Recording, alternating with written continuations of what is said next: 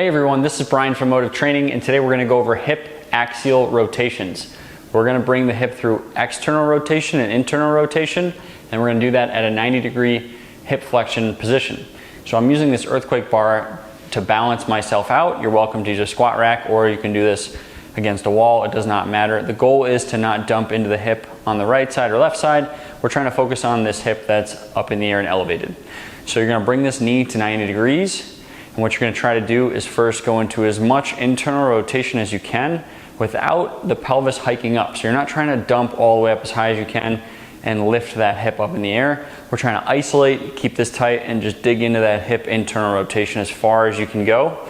Also be aware of your foot and see how much you're trying to kick it out to the side.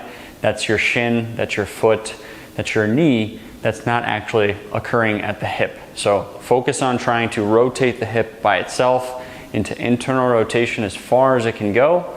And then what you're going to do is go into external rotation, nice and slow, high as you can, fighting for as much height and room as you can create inside that hip.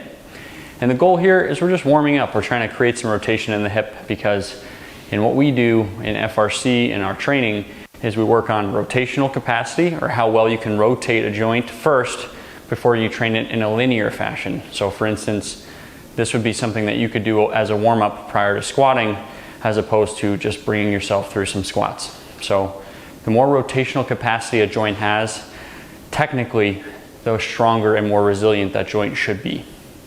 So again, the goal here is we're trying to just rotate the hip internal, external rotation, keeping the knee from moving. You're not letting it drop, you're not pulling it higher into flexion, and you're also not abducting or adducting it. It's just staying straight in front of you the whole way through.